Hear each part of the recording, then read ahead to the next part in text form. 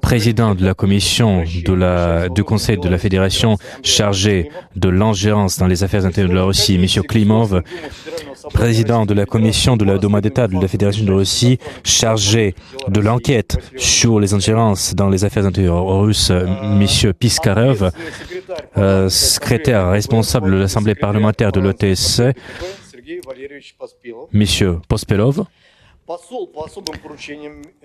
ambassade de la Fédération de Russie, M. Askoldovitch,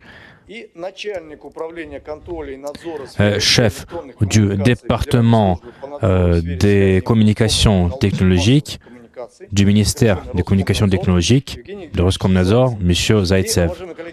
Chers collègues, pour ne pas tarder, M. Sviridenko, vice-ministre de la Justice, doit également se rendre à la Commission électorale centrale et participer à cette séance.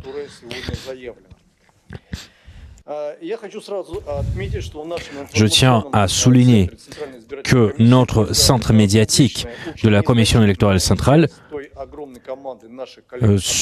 juste une petite partie de l'équipe est présente qui est chargée de l'ingérence dans les affaires intérieures russes, parce que la plupart de notre équipe, elle continue à remplir son mandat et je tiens à remercier au nom de la Commission électorale centrale tous ceux qui aident la Commission électorale centrale à assurer la liberté du vote et empêche les ingérences intérieures dans les affaires intérieures de la Fédération de Russie. En s'appuyant sur les instructions de Mme Pamphilova concernant les activités de nos électeurs et concernant le taux de participation, voilà, le taux de participation dépasse 73%. Aujourd'hui, je tiens à féliciter tous nos électeurs d'une victoire idéologique sur tous nos adversaires, malgré les intimidations, malgré les tentatives de mensonges, malgré les bombardements de nos territoires. Nous avons non seulement tenu ce processus électoral, mais nous avons montré que nous pouvons nous appuyer sur les principes démocratiques qui sont inscrits dans la Constitution russe. Le système électoral russe qui se base sur la volonté du peuple qui se développe conformément aux besoins de notre peuple, a riposté à l'attaque de l'ennemi, à l'ennemi de la démocratie, à l'ennemi de la prospérité, partout sur la planète. Selon les estimations, je tiens à souligner, messieurs représentants des médias, que les États-Unis et leurs satellites ont envoyé pour empêcher les démocraties en Russie, pour détruire la souveraineté en Russie, pour éliminer ce processus électoral. Ils ont envoyé plus de 20 milliards de dollars à ces buts. Ils ont alloué de grandes sommes d'argent pour faire cela et ont également utilisé des fonds des groupements de défense des droits de l'homme. Et je me demande si le public occidental est au courant où va cet argent et bien évidemment ce sont comprend des munitions qui ont été lancés contre les bureaux de vote, qui ont été utilisés pour organiser des provocations sur la ligne de front à l'ouest de la Russie. Et en fait, ce somme qui a été alloué pour saboter la démocratie, c'est une intervention électorale, c'est une colonisation électorale. Et ces sommes sont colossales et dans les conditions d'aujourd'hui, ça équivaut à 2000 écoles qui seraient construites de nouveau. Et voilà, ce sont les ressources qui ont été utilisées par l'adversaire pour empêcher les procédures démocratiques en Fédération de Russie. Et voilà, ça c'est le coût de cette ingérence. Et bien sûr, aujourd'hui, nous ne pouvons pas, du point de vue sécuritaire, nous ne pouvons pas publier tous les détails de l'ingérence dans les affaires intérieures, de la pression sur les participants au processus électoral, mais je vous rassure que qu'aucun de ces cas, qu'aucune tentative de pénétrer dans notre processus électoral ne sera impunie. Et nous avons été convaincus qu'il y aura des tentatives de s'ingérer dans nos processus, de continuer les attaques contre nos régions rattachées à la Russie. Il s'agit des républiques populaires de Donetsk et de Lugansk et des régions de Kherson et de Zaporogie. Nous avons été convaincus qu'ils essaieront de changer les résultats de cette élection présidentielle. Mais nous avons riposté et nous avons réussi à conserver le droit fondamental de la Fédération de Russie, c'est le droit d'élire le président russe lors des élections directes. Et c'est le droit qui est fixé dans la constitution russe. Et à partir de 2012, nous avons commencé à faire tout pour riposter à ces attaques. Nous avons adopté la loi sur les agents de l'étranger et cela a été justement la voie pour protéger la souveraineté d'État et pour protéger notre peuple russe. En 2014, nous avons interdit aux personnes étrangères et organisations étrangères ainsi qu'entreprises commerciales de participer au processus électoral et nous avons apporté des changements dans la législature en ce sens. Ensuite, nous avons créé la notion entreprise non grata et nous avons créé tout un registre de ces entreprises pour qu'ils ne puissent pas s'ingérer dans les affaires intérieures russes. Nous avons créé une commission ensuite qui est chargée de la non-ingérence dans les affaires intérieures et on va ensuite parler de cela et nous avons en fait pris des mesures contre des entreprises et contre des États inamicaux et nous avons en fait empêché leur tentative d'ingérer dans les affaires intérieures russes. Ensuite, nous avons créé la commission russe qui est chargée de l'enquête sur les ingérences dans les affaires intérieures russes et ensuite nous allons avoir un rapport sur les travaux de cette commission et en 2021, nous avons créé un domaine spécial de notre travail et en collaboration avec mes collègues, nous avons procédé à la réalisation du droit du vote libre en Fédération de Russie. Nous, en fait, pouvons citer encore davantage de points qui visent effectivement ce but et je tiens à souligner que tous les États dans le monde ne peuvent pas soutenir son souveraineté électorale. Il y a des pays qui sont obligés de remporter leurs élections sous l'influence étrangère, mais nous avons tenu dans les délais fixes, nous avons tenu les élections et dans ce cas-là, les élections présidentielles. Et même au cours des attaques contre notre système électoral, nous avons pu le faire. Et toutes les innovations dans le processus électoral, toutes les innovations qui ont été apportées ces dernières années, ils visent à préserver la stabilité du système électoral, à perfectionner le système électoral et à rendre plus facile ce processus et à inclure tous les participants à ce processus. Nous avons adopté des mesures supplémentaires qui visent à protéger notre souveraineté électorale à plusieurs niveaux, au niveau législatif, au niveau exécutif, au niveau interministériel, et nous avons adopté de mesures supplémentaires pour sécuriser le processus électoral et nous en avons déjà parlé lors de ces réunions d'aujourd'hui. Et cela concerne également la région rattachée à la Russie et cela nous a permis de tenir toute la campagne électorale de bonne manière, conformément tous les principes démocratiques.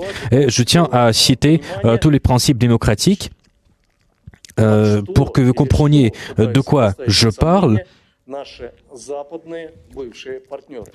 Pour que vous compreniez ce qui est en jeu aujourd'hui, et lors de l'organisation de ce processus électoral, nous avons pris en compte tous les principes internationalement reconnus et tous les standards internationalement reconnus, notamment le caractère constant de ces élections. Et nous tenons les élections dans les délais fixes.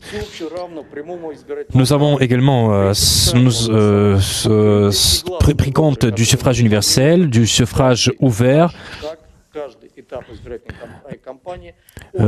et le principe du secret de vote est notre commission électorale centrale a travaillé et toutes les commissions électorales ont respecté tous ces principes. Ensuite, le principe d'élections équitables, d'élections ouvertes. Donc, je souligne que en témoignent les données des observateurs étrangers. 1115 participants sont venus ici en Russie. Ce sont les observateurs étrangers qui sont intervenus aujourd'hui devant vous et ont parlé des procédures électorales aujourd'hui. Les déclarations infondées de l'Occident restent infondées parce qu'il n'y a aucune justification aux déclarations que la Russie rompt ses principes, viole ses principes et donc toutes ces déclarations sont infondées. Il y a beaucoup de bruit et il y a peu de faits. Et je tiens à rappeler à nos démocrates occidentaux, je tiens à dire qu'il faut lire en fait des livres qui ont été publiés en 1918, un livre qui stipule que, en fait, que lorsqu'il y a beaucoup de bruit, ce n'est pas une personne éminente, et en fait, une personne éminente, elle ne fait pas de bruit. Et notre système électoral, il vise à assurer le droit électoral, malgré tout ce bruit de l'Occident. Notre campagne électorale est conforme à la loi et malgré la pression extérieure et malgré les tentatives d'empêcher nos processus électoraux et de s'ingérer dans le système de notre structure électorale, personne nous n'a obligé de renoncer à cette structure et au choix de notre développement ultérieur. Le vote, il touche à sa fin et et malgré toutes les tentatives des partisans du colonialisme occidental, cette élection est conforme à la législation russe et c'est la commission électorale centrale qui va décider des résultats de cette élection après avoir dépouillé tous les votes. Il y avait plusieurs tentatives de s'ingérer dans nos élections. La première tentative, vous savez, il s'agit des tentatives directes, des moyens techniques pour empêcher les élections russes. Et il s'agit ici des attaques DDoS. Et à partir du début des élections présidentielles russes, nous avons observé presque 8 millions de ces attaques DDoS. Ces attaques visaient le site de la Commission électorale centrale et 4 attaques DDoS visaient des cibles précises et à partir du 15 mars jusqu'à présent, nous avons fixé plus de 19 000 attaques critiques, potentiellement critiques, et la durée de toutes ces attaques s'est élevée à 38 minutes. Et nos opérateurs ont bloqué, ont riposté toutes les attaques. Le site de la Commission électorale centrale travaille de bonne manière, travaille comme il faut, et malgré tout cela, il y a eu des tentatives dans plusieurs autres domaines.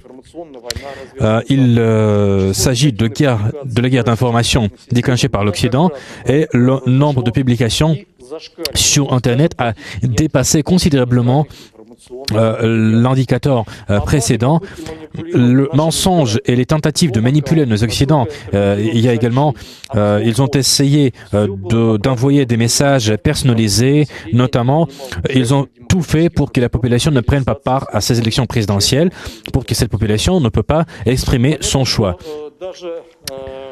Ne puisse pas exprimer son choix. Mais il est évident que les Ukrainiens, ils essayent de manipuler notre population.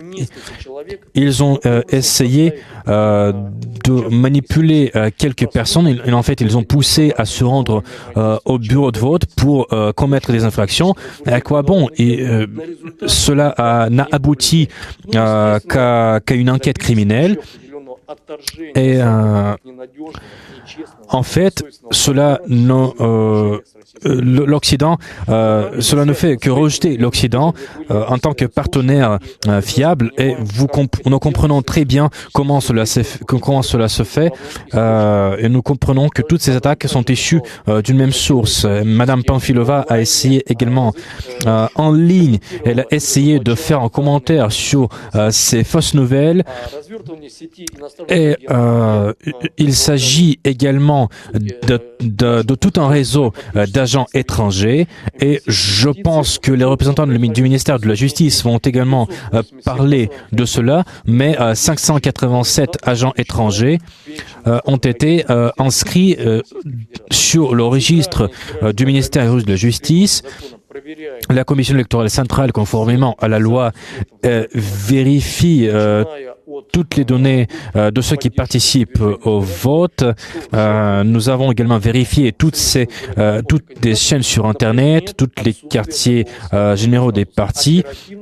Nous avons vérifié que ces participants au vote ne sont pas agents étrangers. Et s'il y a des infractions, ces infractions sont éliminées. Et en fait, un autre domaine, c'est empêcher la discréditation de nos élections. C'est pour la première fois que nous faisons tout cela, et parce que certaines organisations internationales, avec des dirigeants occidentaux, ils se sont lancés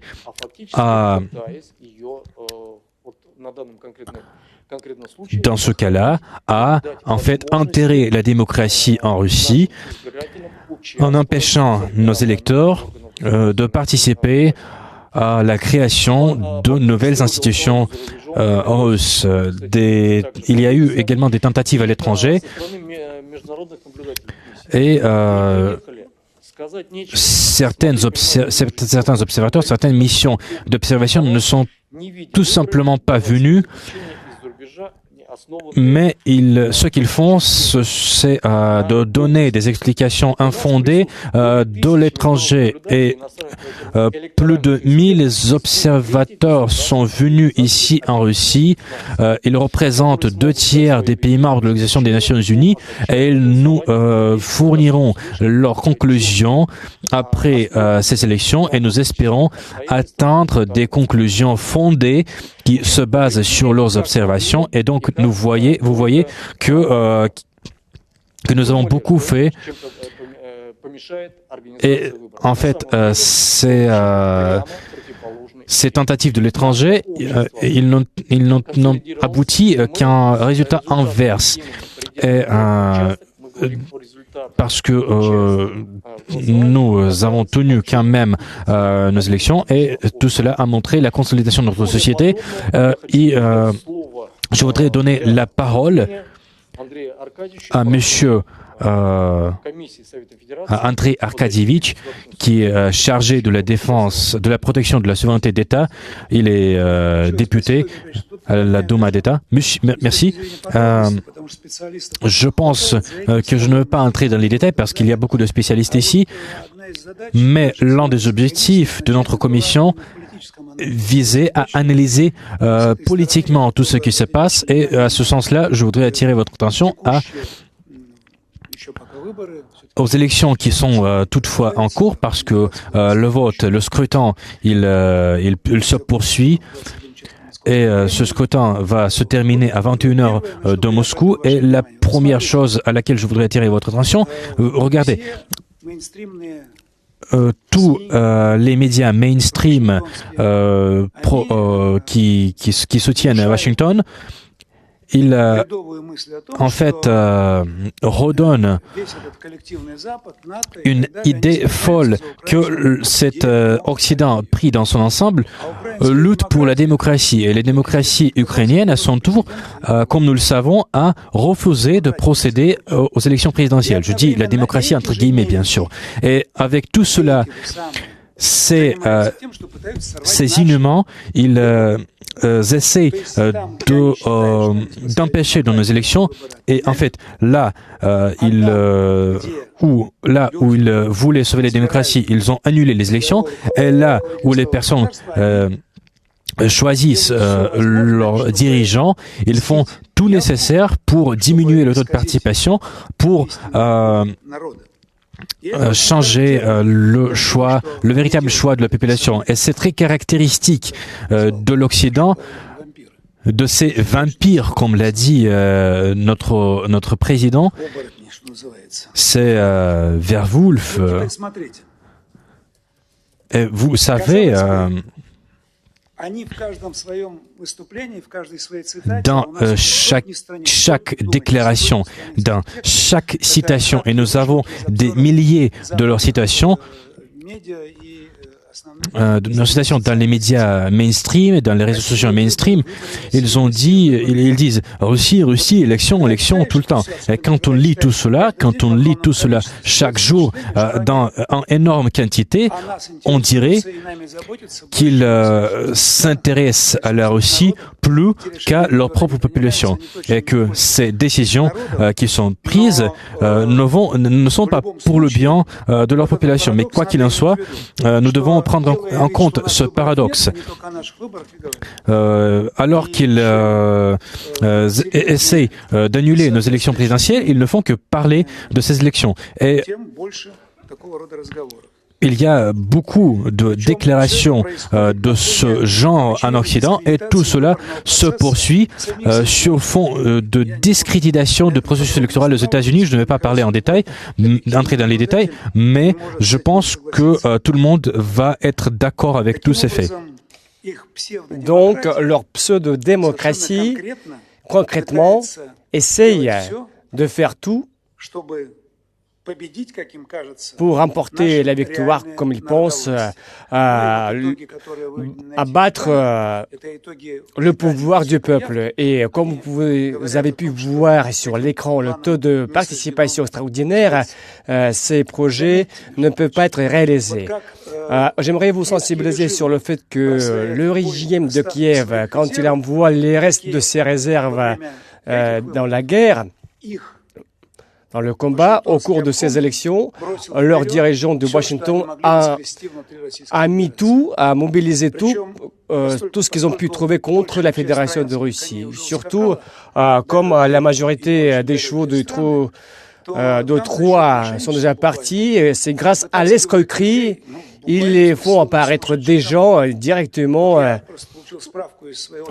qui ont des maladies mentales, parce que j'ai reçu une information de la région de Perm qui était parce qu'ils ont voulu organiser ce qu'on appelle le midi d'opposition au nom d'une personnalité, mais comme il y a des grands fonds pour l'activité anti-russe sont envoyés, et ils parlaient des centaines de milliers de gens. Ils ont compté tout le monde, tous ceux qui avaient fait des stages aux États-Unis. Ils ont compté les proches, les familles, les voisins, tous ceux qui sont partis du pays. Et comme ils ont essayé de rajouter des chiffres artificiels, et finalement, qu'est-ce qu'ils ont eu à l'issue, parce que j'ai contacté nos spécialistes dans les régions de Perm. Il s'agit non seulement de 3 millions de personnes, mais ça fait la superficie de plusieurs Belgiques. Et à l'issue, moins de 2 dizaines de citoyens et quelques-uns parmi eux ne comprenaient pas ce qu'ils faisaient. Où sont ces centaines de milliers de gens opposés? Partout, évidemment, nous allons creuser cette histoire, mais dans tous les cas, ils ont déjà montré le reste de leurs pions en Fédération de Russie, et nous allons essayer de profiter de cette situation pour regarder de près qui sont ces gens. En ce qui concerne les autres actions assez nouvelles, j'aimerais attirer votre attention sur le fait que hier, un jour avant la fin des élections, au niveau des Nations Unies, apparemment c'est l'initiative du département d'État, ils ont essayé d'organiser la collecte des signatures qui condamnent nos élections.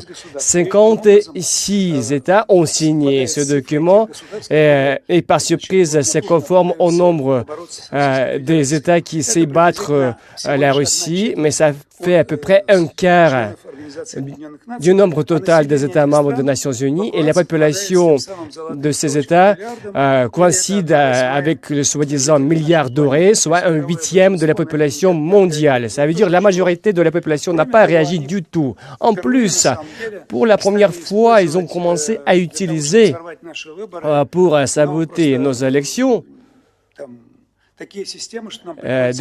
des systèmes que nous sommes obligés de riposter par les systèmes de défense antiaérienne, par des drones, et utiliser des spécialistes pour neutraliser ces actes de sabotage, de diversion. En plus, mon collègue a déjà cité le chiffre des investissements pour ces activités, mais il ne se limite pas. Déjà, ils ont investi au moins 5 milliards de dollars pour la poursuite des tentatives d'influencer notre système électoral. C'est déjà investi. Et comme d'habitude, ils n'ont pas l'argent pour le mur entre eux et le Mexique, mais quand même, dans ce contexte, début avril, nous pensons établir notre projet de fonctionnement de notre commission pour 2024. Surtout, nous allons y intégrer les messages principaux de l'allocution présidentielle devant l'Assemblée fédérale. En plus, en quatrième trimestre, nous allons publier le rapport ordinaire régulier de notre commission qui va détailler l'analyse de ce qui a été fait par nos adversaires, par nos ennemis pendant ces derniers mois, pendant ces derniers jours, surtout nos recommandations pour éviter ces provocations. Notre commission est sûre que la Fédération de Russie protège avec toute fiabilité la souveraineté électorale. Merci beaucoup. Merci beaucoup, M. Klimov, de votre intervention, surtout du travail qui est fait par votre commission au niveau du Conseil de la Fédération. Parce qu'en fait, aujourd'hui, nous sommes sur le chemin qui assure la liberté d'expression, mais il y a beaucoup de travaux à faire. Maintenant, c'est à vous la parole, Vassili. Merci. Bonsoir, chers collègues. Je connais beaucoup de gens et je suis ravi de vous revoir dans cette salle. En parlant dans l'ensemble de l'ingérence, bien sûr, l'ingérence continue et c'est jamais cessé parce que c'est juste la pression et l'intensité de cette ingérence qui change en fonction de l'actualité politique. Parce que moi, avec mon collègue M. Klimov, nous avons ramassé beaucoup d'informations que nous présentons au cours de nos sessions ordinaires, parce qu'entre autres, vous pouvez voir l'effet d'ingérence aux élections de 2024, aux élections présidentielles. En ce qui concerne le processus électoral en cours, nous avons 3 conclusions à tirer, dont la première, malgré le fait que l'ingérence a eu lieu, parce que nous allons en parler encore une fois, elle était poursuivie au cours de toute la campagne électorale. C'est le travail et l'interaction de tous les pouvoirs de l'État a permis d'organiser le déroulement des élections en stricte conformité avec la Constitution de la Fédération de Russie et la législation électorale. C'est le fait que nous soulignons tout le temps, parce que nous avons tous les motifs à le faire. Deuxième conclusion, la campagne se déroule dans le contexte et sur le fond de la consolidation forte de notre société, parce que nos gens ont appris à démasquer le mensonge. Ils voient ceux qui supportent notre pays, ceux qui ont choisi le chemin de trahison. Et troisième conclusion, je pense aussi, nous avons attiré l'attention, nous avons fait l'attention à une grande variété des procédés, des outils d'ingérence au processus des élections actuelles. En complément des formats d'ingérence traditionnels dont nous avons parlé, l'Occident a commencé à utiliser la tactique d'effrayage. Ça veut dire de la pression psychologique qui n'avait pas eu lieu, d'intimidation, parce que nous avons vu apparaître des menaces, des attentats, des actes de sabotage, surtout la veille des jours des élections. Nous avons vu augmenter l'intensité des attaques de la part des drones contre notre territoire. Il y a environ une dizaine d'ambassades otaniennes la veille du 8 mars, apparemment, suivant l'ordre, ils ont commencé à parler d'une grande menace terroriste dans nos villes. Leur objectif est clair, c'est intimider notre population, nos invités, nos observateurs et aussi ceux étrangers. En parlant des procédés d'ingérence traditionnels, je parle des attaques cyber et numériques de la part des États étrangers, de la part des agences étrangers et de la part des États ou des médias étatiques. J'aimerais juste vous montrer, car j'ai ramené des documents, parce qu'il y a un recueil d'informations qui a été préparé par un média américain qui s'appelle La Voix de l'Amérique, et c'est un média étatique où ils apprennent à nos gens ce qu'il faut faire au cours du processus électoral. En plus, ici, il y a une proposition de la part des Américains, comment il faut venir au bureau de vote pour gâter les bulletins. À notre avis, ce sont des choses abominables, non tolérables. Je ne sais pas si nous avons fait des documents similaires pour les électeurs américains. Non, nous n'avons jamais fait cela. Ça veut dire qu'ils utilisent les approches absolument différentes, parce que notre approche qui se base sur la liberté d'expression et de la démocratie, en parallèle, nous voyons ces choses abominables qui ont lieu. En même temps, nous avons réussi et nous avons appris à identifier pour comprendre qui est notre ami, qui est notre ennemi, parce que notre immunité fonctionne très bien, mais quand même, nous devons toujours être prêts. Et j'aimerais aussi rajouter qu'à partir de l'année dernière, sous leur pression informatique d'information quotidienne, et ils visaient chaque fois nos projets de loi et toutes les étapes électorales. Les agents étrangers, parfois, ils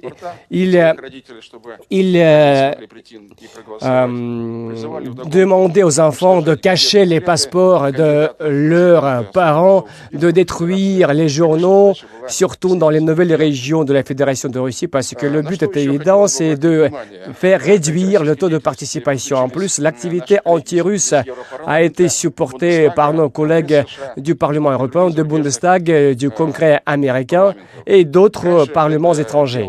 Auparavant, cela a été fait en cachette. Maintenant, ça a un caractère flagrant parce que sur une base hebdomadaire, ils ont réuni les agents étrangers, mais aussi les traîtres qui ont quitté notre territoire pour profiter de l'argent à l'étranger, parce qu'ils ont tout fait pour réduire la souveraineté russe, parce que sous la tutelle des parlements européens et des parlements étrangers, ils essayaient d'organiser la mise en place des provocations autour de nos ambassades, y compris le financement de l'activité anti-russe, l'imposition des sanctions contre les responsables de l'organisation des élections. J'ai ramené des documents, je ne sais pas si ça vous intéresse ou non, peut-être après, mais je pourrais vous montrer ces documents qui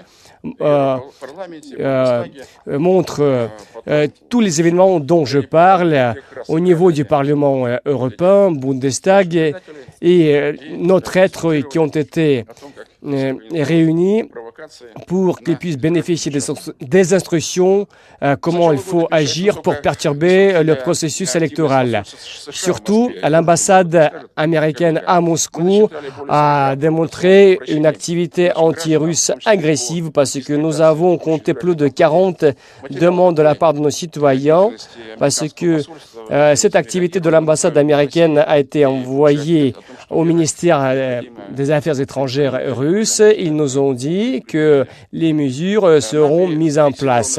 Nous avons en plus noté les tentatives de l'Occident, de la tentative illégale de collecter les informations personnelles des Russes, surtout pour organiser la coopération confidentielle entre l'Occident et les citoyens russes. En plus, ils essayaient d'inviter et d'inscrire ces gens pour qu'ils puissent participer au séminaire de l'activité anti-russe. Ils ont même déployé plusieurs chaînes Telegram dans quelques entités russes.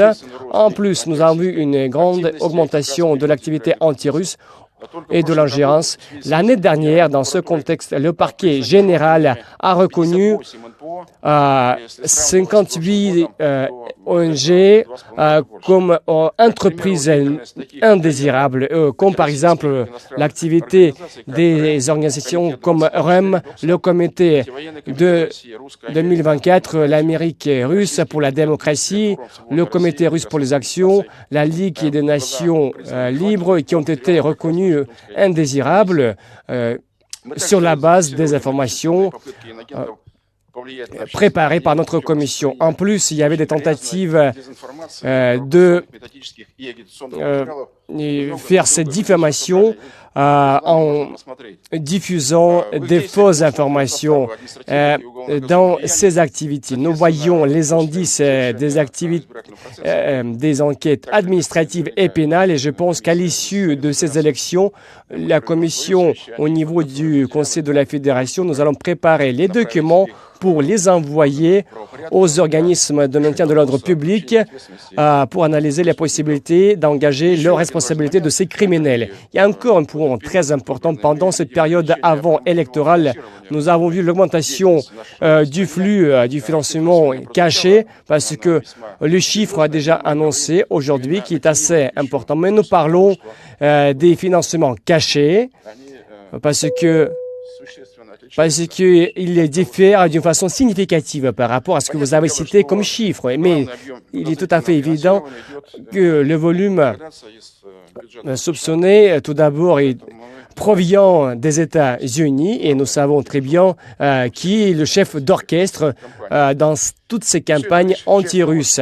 C'est juste une petite partie de ce qui a été enregistré par notre commission. Et en conclusion, j'aimerais noter que nous avons adopté ces derniers temps quelques lois portant la protection de la souveraineté. Nous suivons l'efficacité de leur fonctionnement et nous allons prendre des mesures respectives pour les améliorer, et aussi la législation dans l'ensemble, parce que ce travail ne s'arrête jamais, parce que c'est un processus continu pour une longue période à venir, parce que leur objectif est évident, c'est faire détruire notre pays de l'intérieur, mais c'est juste pas possible, c'est juste une utopie, et ça n'a pas de perspective, tout le monde comprend, même les enfants. En parlant de nos actions ultérieures du point de vue de la législation, je peux vous informer qu'il y a un travail en cours. Comme je viens de dire, il y a beaucoup de projets de loi qui ont été médiatisés, mais quand même, j'aimerais rajouter qu'aujourd'hui, nous commençons à analyser un projet de loi qui parle de l'augmentation des sujets dont l'activité pourrait être reconnue indésirable sur notre territoire, parce qu'il s'agit des ONG, mais il s'agit plutôt des organisations internationales qui sont mises en place par des organismes étatiques étrangers, parce que des entreprises et des associations similaires existent qui mènent une activité anti-russe. Pour cette raison, nous pensons que nous devons avoir des mécanismes efficaces pour prévenir leur activité anti-russe et qui sapent la sécurité de notre État. Il y a encore d'autres projets de loi concernant la protection de la souveraineté, parce que notre adversaire doit comprendre depuis longtemps, plus fort ils vont nous presser, plus fort nous allons réagir, parce que nous serons encore plus consolidés. Vous vous rappelez les paroles de la chanson bien connue, plus plus la pression est haute, plus le béton est fort et solide. Chers collègues, ça a été un bref rapport de ma part. Si ça vous intéresse, je reste en contact parce que nous allons aussi faire des rapports, des briefings, des rencontres chez nous.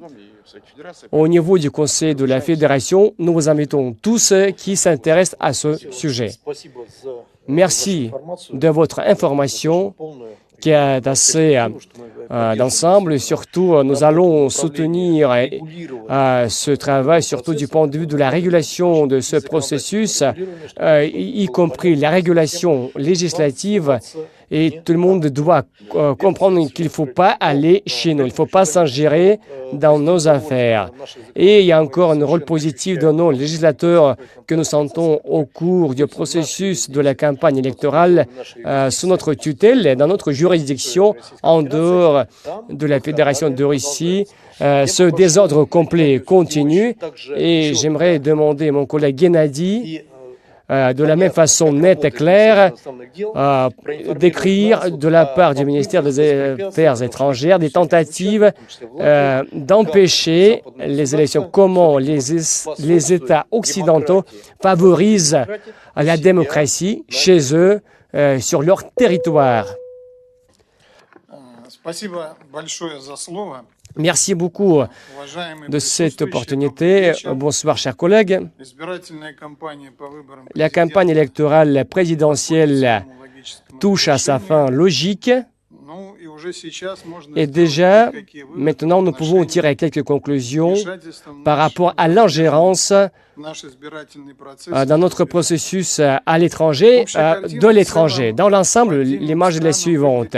Pour certains pays, la situation est suivante. Et je tiens à souligner dès le début, je ne vais pas faire une estimation quels sont les événements de l'opposition non systémique qui étaient organisés, s'il y avait beaucoup ou non des gens qui participaient à ces manifestations, quels slogans ils essayaient de diffuser. Je ne vais pas en parler, je vais juste marquer quelques problèmes généraux qui ont été identifiés par cette campagne présidentielle actuelle pour nous, pour ceux qui travaillent à l'étranger et pour l'étranger actuellement sur la base de nos ambassades, et surtout les commissions électorales sur la base de nos ambassades. Tout d'abord, des grands efforts ont été déployés par les États-Unis parce qu'ils essayaient de limiter la participation des citoyens russes qui se trouvent sur le territoire des États-Unis parce qu'ils étaient appuyés par les gens qui avaient changé de domicile et opposés à notre pays, parce que les États-Unis ont essayé de remettre en cause la transparence de ces élections. Pratiquement, ils essayaient de diffamer notre pays. Et les représentants de l'opposition non systémique, au début, ils avaient comme motif principal, à midi, le 17 mars, de venir au bureau de vote de la façon centralisée, donner sa voix pour n'importe quel candidat, sauf le président en vigueur, soit gâter les bulletins ou les prendre avec. Finalement, ils ont essayé de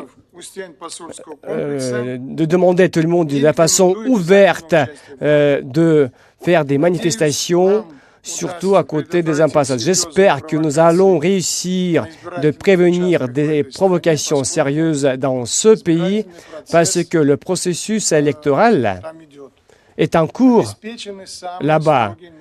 Et nous allons assurer les mesures de sécurité les plus strictes en coopération avec la partie américaine. Parce qu'en conformité et suivant les engagements internationaux, ils nous ont assuré cette sécurité. Les mêmes conditions pour assurer la sécurité de nos citoyens. La même image peut être aperçue dans quelques pays inamicaux de l'Europe, comme par exemple la République fédérale d'Allemagne qui a essayé de discréditer les procédures électorales russes, y compris le processus électoral électorale et aussi le processus d'expression de la volonté du peuple. Parce que la constitution de ce narratif a été utilisée de la façon active par les médias et aussi des gens qui ont changé du domicile. Parce que leur idée principale, c'est que ces élections ne sont pas libres, ne sont pas transparentes. En plus, il y a quelques cas de provocation et nos collègues agissent sur le terrain de la façon définie. En plus, cette contribution, entre guillemets, a été appuyée par certains États qui sont hyper russophobes, dont en premier lieu, je parle des pays de la mer Baltique. Je pense que vous êtes au courant qu'au niveau du ministère de la Justice, de la police d'État de la Lettonie, ils ont menacé ouvertement les citoyens russes qui participeront aux élections. En plus, tout cela a été fourni sous la sauce du slogan « Si tu participes aux élections », cela veut dire que tu soutiens le régime de dictature en Russie. Par la suite, tu seras considéré un citoyen qui menace le développement démocratique de ce pays. Mais cela a connu un échec et au bureau de vote, malgré le fait qu'il y a eu moins d'électeurs lors des dernières élections présidentielles, il y avait beaucoup de ceux qui ont été enthousiastes de venir aux élections présidentielles. Malheureusement, la police a procédé à des interpellations. Il y a eu quelques interpellations des citoyens russes. Ils ont vérifié des documents. Ils ont inscrit ces personnes sur quelques listes. Ceux contre la partie russe s'est exprimé contre ce révisionnisme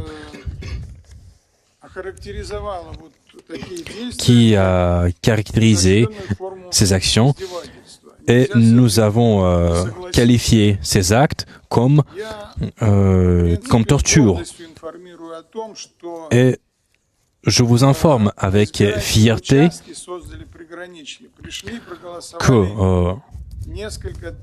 que quelques milliers de nos citoyens se sont venus au bureau de vote à la frontière. Ce sont ceux qui vivent dans ces pays baltes et qui ont eu du courage pour venir et qui n'avaient pas peur de répression.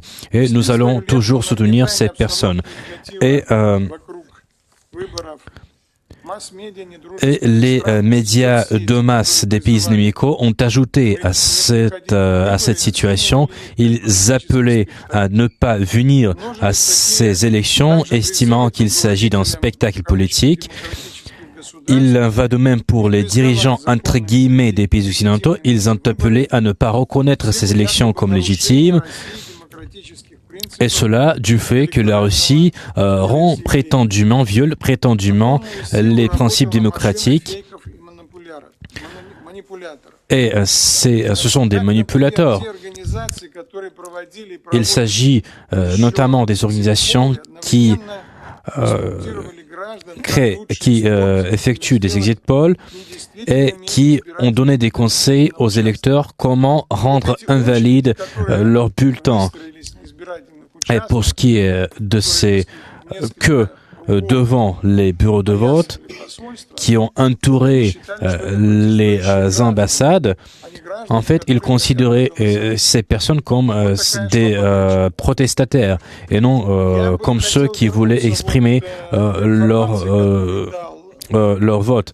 Je voudrais revenir aux informations prévenues par Andriy Arkadievitch. Cet événement a passé inaperçu et je suis ravi qu'il ait apporté une attention particulière à cela. Il s'agit d'une réunion du Conseil de sécurité de l'ONU convoquée par l'Ukraine. Cette réunion visait à dénoncer les élections dans la Fédération de Russie. Et il n'y avait pas beaucoup d'États qui ont voté pour. Mais ce n'est pas un fait important. Mais ce qui est important, c'est que le nombre de ces pays hostiles est constant. Donc ce nombre n'a pas du tout changé au cours de l'opération militaire spéciale.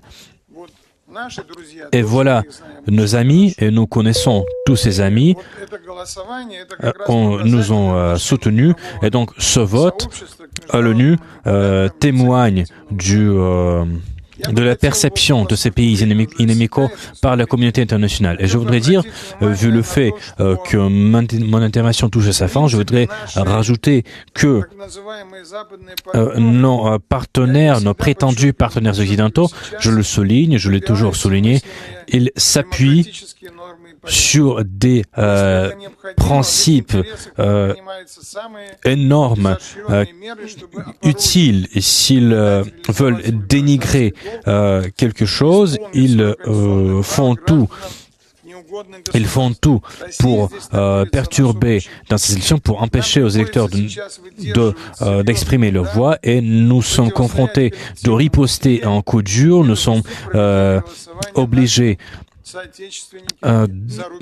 de tenir ces élections par nos compatriotes à l'étranger. Nous avons réussi à le faire, et je voudrais également remercier nos commissaires aux droits de l'homme, Madame Moskalkova, qui en fait s'est rendue dans les régions frontalières. Elle a observé comment se déroulent les élections, et quand comment se déroulent les élections par nos compatriotes, elle les a soutenus, et ensuite elle s'est adressée au haut commissaire aux droits de l'homme, et je pense qu'on va travailler ensemble avec Madame Moskalkova pour soutenir et aider nos personnes, et je pense qu'il y aura d'autres demandes à ces institutions internationales parce qu'il s'agit parce qu'on ne peut pas pardonner ce comportement envers nos compatriotes. Voilà, c'est mon point de vue, et je vous remercie. Merci à vous. Je commence un peu dépêcher mes collègues. Et bien sûr, le ministère des Affaires étrangères a effectué un grand travail sur la réalisation de cette élection dans des conditions difficiles. Ils ont fourni une opportunité d'exprimer un choix à nos électeurs. Donc, je vous remercie également. Je donne la parole à Sergei Valerievich en tant que représentant de l'ETSC, parce que je connais que l'organisation aujourd'hui connaît de mêmes attaques visant la destruction de cette organisation, et je suppose que qu'autor devant ces tentatives, ce sont les mêmes personnes. Comment travaille votre organisation? On voudrait savoir. Quelques mots, s'il vous plaît, sur cette situation. Merci, je vais faire vite. Bien sûr, l'intensification de ces attaques est actuelle non seulement pour la Russie, mais pour tous les pays de l'Organisation du traité de sécurité collective, et nous avons connu une augmentation de qualité de ces attaques, et les campagnes électorales sont considérées par nos adversaires comme une opportunité de déstabiliser les situations politiques dans notre pays, et tous ces processus, ils sont utiles pour déstabiliser la situation. Nous avons connu une augmentation de ces attaques, j'en ai déjà parlé, et c'est dont on parlait mes collègues du Conseil de la Fédération, de la Douma d'État, et notamment la Douma d'État, les députés se sont prononcés devant le TSC parlant de l'ingérence dans les affaires intérieures de la Fédération de Russie, et donc nous avons les membres de cette organisation ont connu de mêmes ingérences dans leurs affaires intérieures. Cela est fait, comme je l'ai déjà dit, non seulement pour déstabiliser la situation, mais pour alimenter des conflits entre les nations. C'est ce dont ont parlé nos députés, et cela a été fait avec une implication directe des organisations étrangères qui sont financées, bien sûr, de l'étranger, et la Russie est le premier pays de l'ETSC qui a adopté une législation sur la préservation de la souveraineté électorale, et la Russie, il faut dire que notre mission qui travaille aux élections présidentielles, notre mission et nos collègues, ils se rendent au bureau de vote dans la région de Moscou. On a partagé d'avis aujourd'hui et nos collègues du Kazakhstan, du Kyrgyzstan, de Biélorussie ont en fait parlé des ingérences dans les affaires intérieures de la Russie, dans le processus électoral.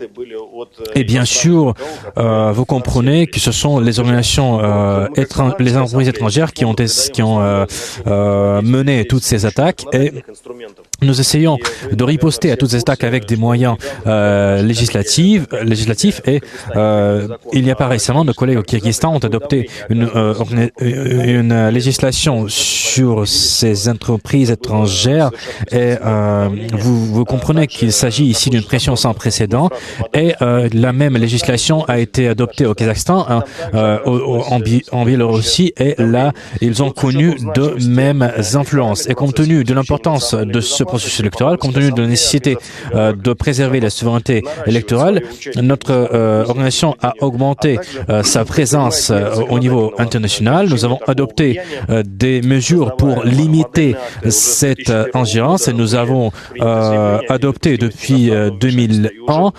de la législation pour limiter cette ingérence. Nous avons élaboré avec nos collègues, je voudrais vous remercier à l'occasion,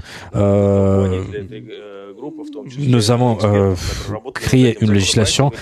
Je voudrais remercier également des experts. Maintenant, dans l'OTSE, il y a des législations pour préserver la souveraineté électorale, pour protéger ces membres de la Commission et le résultat de ce travail.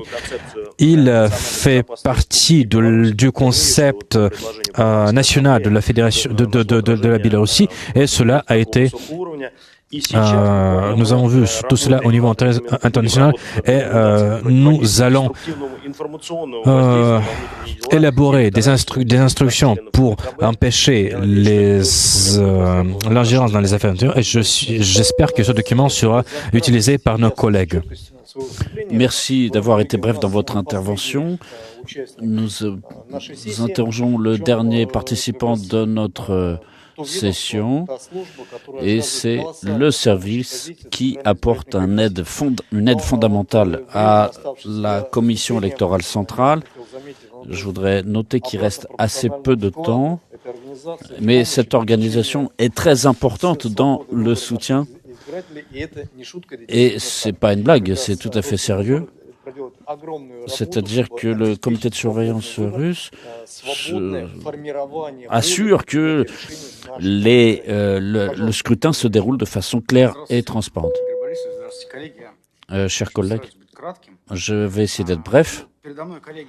Donc avant moi, les collègues ont parlé de notre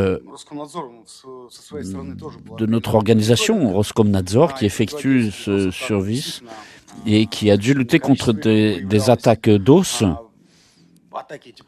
Et ces cyberattaques se sont multipliées et nous avons su les arrêter, mais cela, évidemment, elles n'ont pas eu donc d'impact sur le processus électoral lui-même. À la veille des élections, Roskomnadzor avait fait un travail pour identifier sur les tentatives de déstabiliser la situation dans notre pays dans le cadre de la campagne électorale. Et l'an dernier, nous avions fixé un certain nombre de tentatives de ce type-là d'actions pendant la campagne.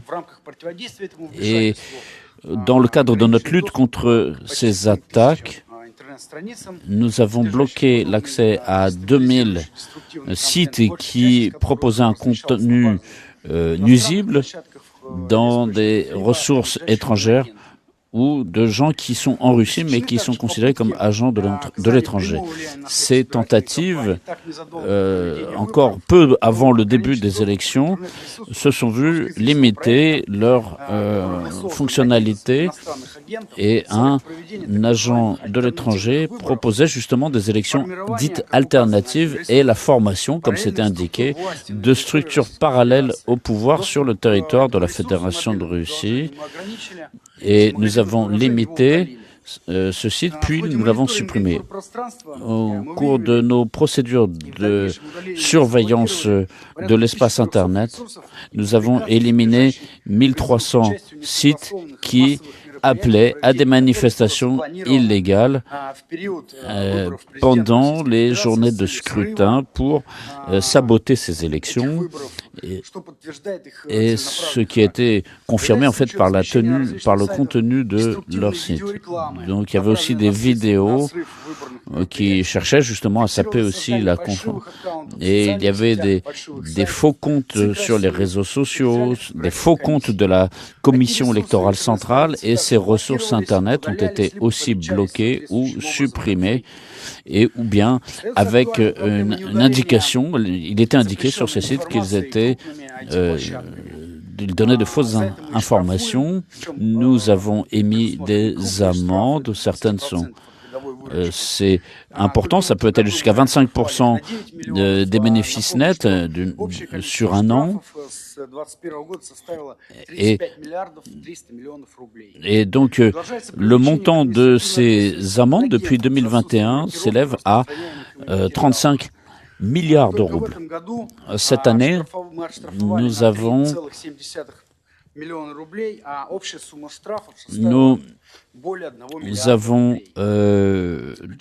émis des amendes pour un montant supérieur à 37 millions de roubles. Tout cela est transmis au comité d'enquête pour ouverture d'enquête pénale. Contre 13 agents de l'étranger, des enquêtes ont déjà été adressées. Je tiens à noter pour conclure que nous continuons à enregistrer des tentatives depuis l'étranger de saboter les informations justes qui sont publiées, et il y a eu 76 incidents de ce type et 60 chaînes régionales, des attaques contre des antennes régionales de l'agence de presse fédérale, et de publier des fausses informations dans des médias russes. Roskomnadzor note toutes ces actions coordonnées et qui constituent une ingérence dans nos affaires intérieures. Elles sont interrompues. Voilà, j'ai terminé. Merci beaucoup. Je tiens à remercier tous les participants de notre conférence, et je tiens aussi à certifier que l'arsenal dont nous disposons pour garantir la liberté des élections fait que nous sommes constamment en contact avec les différents services de l'État qui, dans le cadre de leurs fonctions, sont prêts à mettre toutes les ressources nécessaires pour assurer ce calme et le libre choix de nos citoyens, et assurer aussi un libre et juste décompte des voix. Je profite de l'occasion pour remercier nos électeurs russes qui ont été sensibles à ces tentatives de pression, à tentatives de gêner leur manifestation libre de leur volonté. Merci à tous pour votre participation. Nous continuons notre travail en faveur des élections libres dans notre pays. Nous sommes prêts à laisser la place pour la publication d'informations résultant de ces élections.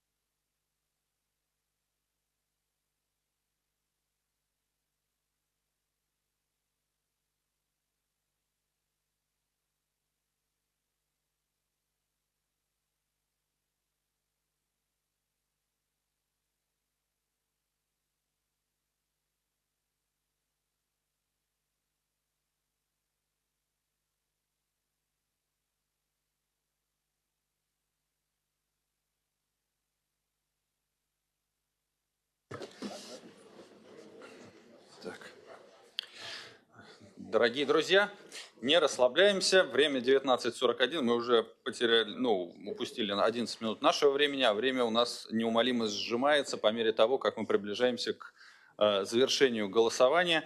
У нас для вас сейчас сессия, которая будет посвящена голосованию наших граждан за рубежом. И я, чтобы не тратить время, сразу предоставляю слово нашему дорогому гостю, статс-секретарю, заместителю министра иностранных дел, главе комиссии МИД по выборам Евгению Сергеевичу Иванову. Пожалуйста. Добрый вечер, уважаемые коллеги. Прежде чем рассказать о ходе голосования граждан, которые находятся за рубежом, хотел бы немного напомнить о том, как и чем нынешняя избирательная кампания для Министерства иностранных дел России отличается от всех предыдущих, в том числе от выборов президента Российской Федерации, которые проходили в 2018 году.